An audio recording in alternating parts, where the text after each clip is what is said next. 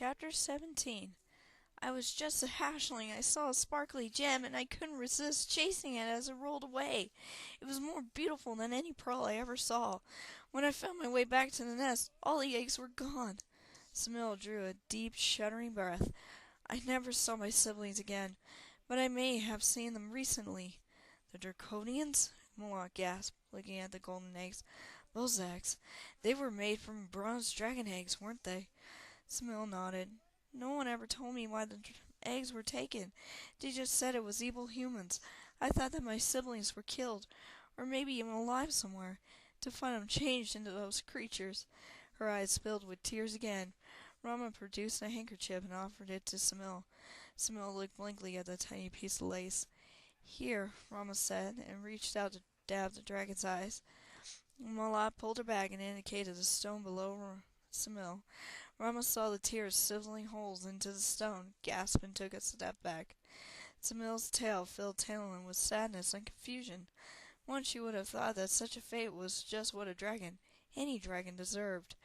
Now, hearing the huge creature sobbing with a grief that would have seemed ridiculous had it not been so sorrowful, she felt pity.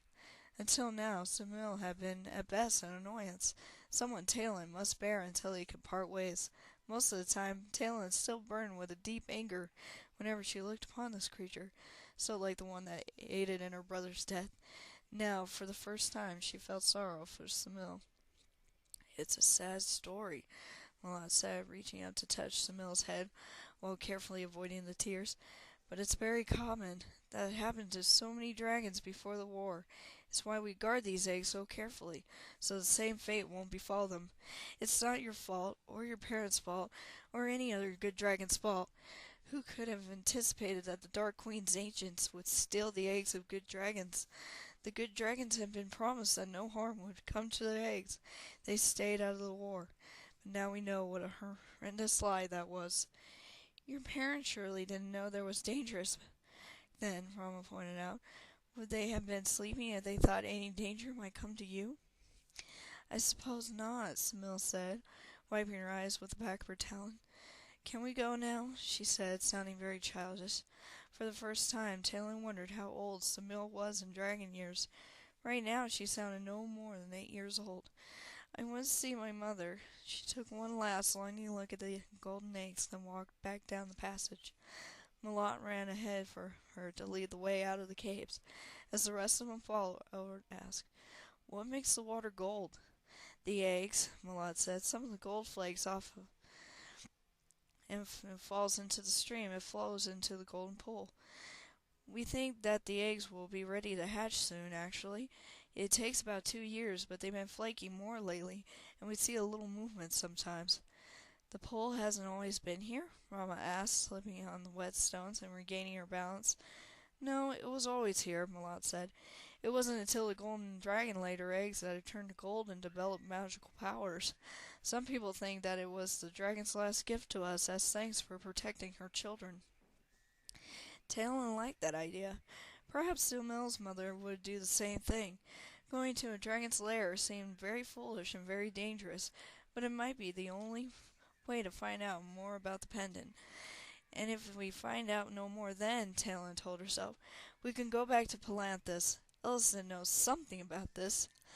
They returned through the cave swiftly. Talon shuddered as they passed the Cabal bodies. She looked for the one that she had stabbed, but it was gone. Never before had she attacked any creature. Now she attacked 2 in as many days. It felt terrible to harm instead of heal. Even with the dragons she sought only their banishment. For the first time, Talon wondered what would happen if they couldn't get the dragons to agree to leave. Would that mean another war?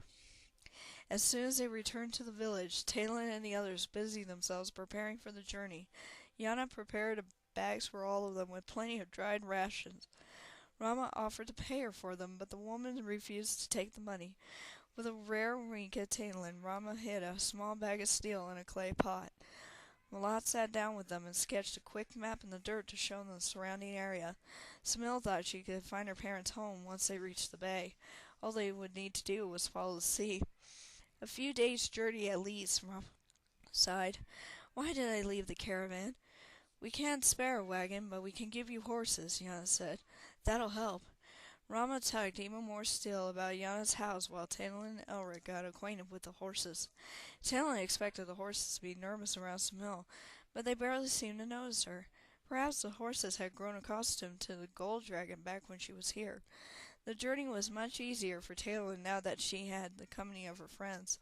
When they made camp that evening, Samil forced Talon to sit down and rest. "I'm not tired," Talon objected, conscious of how petulant she sounded. She felt as though she could walk for days. "You are," Samil insisted. "My every bone aches from this long journey and my hand still hurts. It's not like you're completely healed yet. If we are attacked, your pain will distract me from fighting." The dragon had a point. If Samil was feeling Talon's pain that bad, Talon might hurt herself without knowing it, so Talon sat quietly, watching Samil. Rama and Elric made a fire and looked for food. While Samil returned with a small deer, a debate began over whether Talon should eat the meat cooked, as she wanted, or raw, which Salem swore was better for dragons. "I will rest when you ask, but I am not eating raw meat," Talon said with a shudder. "Humans," Samil grumbled through a mouthful of meat. Rama and Elric looked at Talon and grimaced. That night they decided that Elric should keep watch the first part of the night, then Samil, and last Rama. Talon wanted to watch as well, since she still wasn't tired, but Samil threatened to tie her to the ground and clamp her eyes shut if Talon didn't rest. So Talon stared at the stars and listened to the dragon snoring next to her, until she fell asleep. In the morning they resumed their journey. Used to traveling the roads, Talon found it strange they didn't encounter anyone, but it suited Samil just fine. The dragon even sang a bit as they came within sight of the water.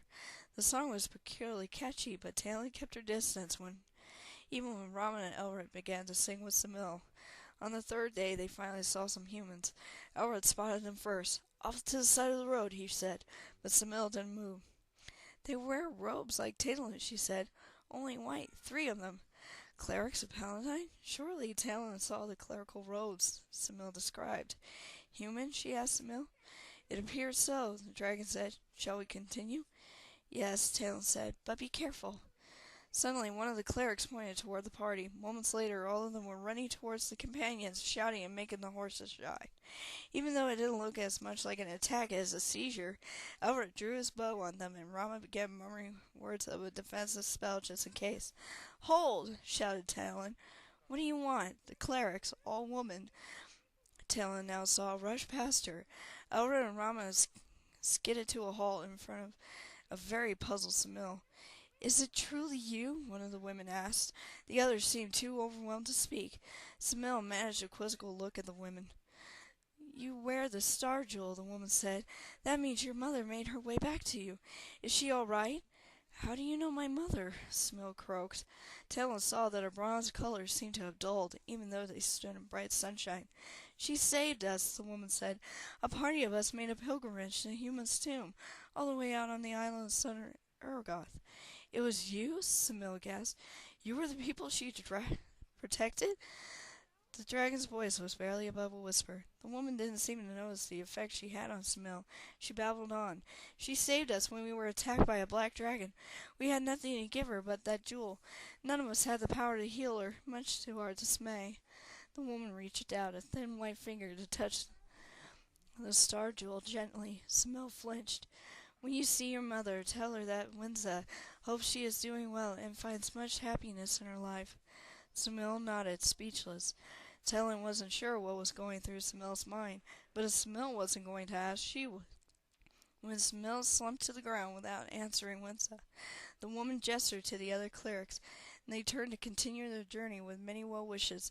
Before they could go, Talon slid off her horse and shouted, "Wait!" This time the women saw her. Winza slowed as the other 2 looked back from farther down the road. "Can you tell us anything about the star jewel?" Talon asked, running to the woman. "We found the broken piece in Huma's tomb, right next to the monument of the silver dragon," Winza said. "We were going to leave it there. We didn't want to plunder, but one of our group, a very wise one with the gift of prophecy, dreamed that we were to give it to the first dragon we saw. That was this young dragon's mother. May Paladine bless her."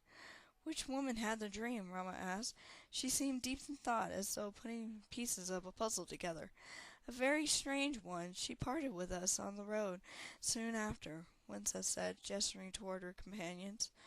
I haven't seen her since we left the tomb, actually. She was lovely, with long silver hair. Good day to you, Great One. She bowed to Smil. We must hurry along before night falls. With a bow and a nod, Winsett followed her group away. Silver hair, Rama whispered, looking at Smil's starjewel. Could it be possible? What does silver hair have to do with it? Talon asked. When the silver dragon takes human form, Smil said, they often have silver hair. And didn't you tell me that human loved a silver dragon? Talon shivered. She turned to look for the clerics to try to get their attention one last time, but they had vanished over the horizon. End of chapter 17.